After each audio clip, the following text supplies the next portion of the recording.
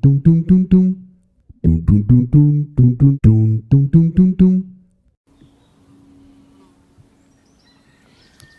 me regardes donc j'y vais. Ouais, c'est ça.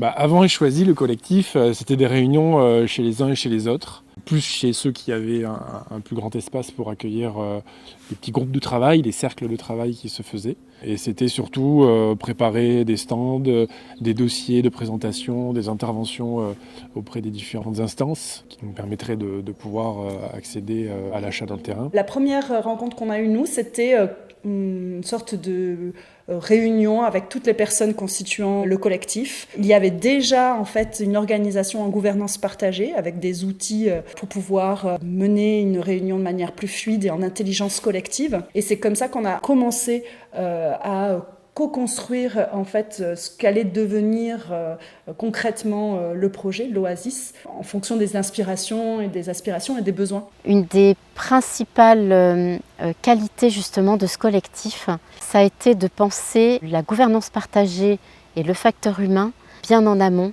dès le démarrage du projet. Donc ça a commencé en 2015-2016, à cette époque-là je n'y étais pas.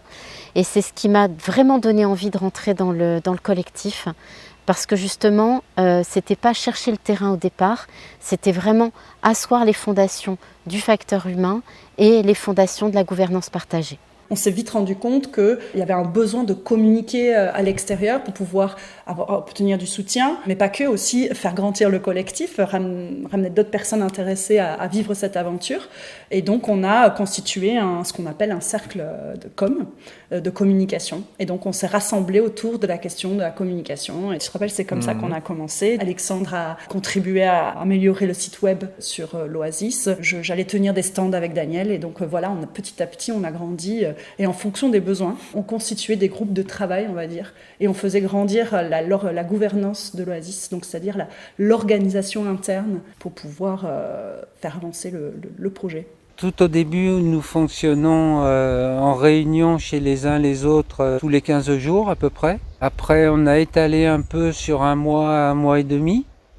Et puis, il y a eu la période, le Covid qui est arrivé, fin 2019, début 2020, où là, on s'est retrouvés essentiellement en visio. J'ai connu en fait le collectif juste avant le confinement, ce qui fait que on a d'abord appris à connaître les gens en visio, par le biais des réunions. Et du téléphone par moment, mais c'était quand même très axé sur les réunions. Tout a été dématérialisé, on n'a fait que des réunions évidemment en visio, ce qui a permis d'accélérer énormément en fait le travail parce qu'on pouvait se réunir beaucoup plus. Mais en même temps, il y a eu un peu un épuisement aussi, un essoufflement à un moment donné parce que il n'y avait plus vraiment de limite aux réunions, on se réunissait tout le temps. Mais bon, on a su s'adapter et puis ajuster un peu le rythme à ce moment-là. C'était vraiment une opportunité d'être plus intériorisé puisqu'on restait chez soi, en faisant très régulièrement, quasiment tous les jours, des réunions par Zoom sur tout ce système de l'Université du Nou qui fonctionne avec des cercles, tout le côté juridique, tout le côté économique, tout le côté collectivité territoriale, partenariat, urbanisme. Voilà, on a énormément œuvré avec beaucoup de réunions qui nous ont permis de se rencontrer aussi.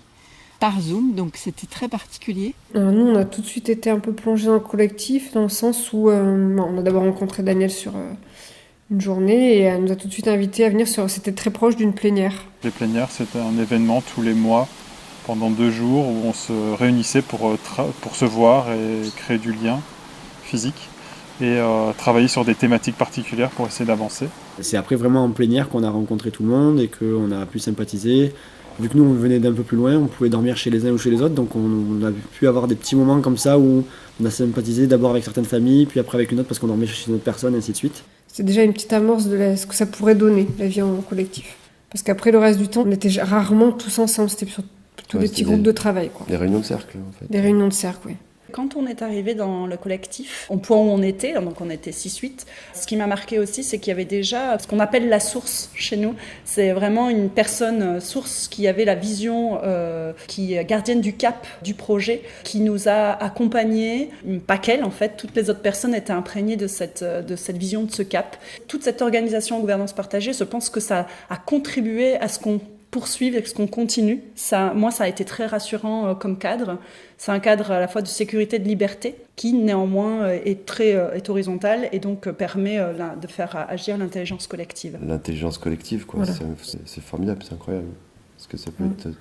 la puissance que ça peut avoir, en fait, la force.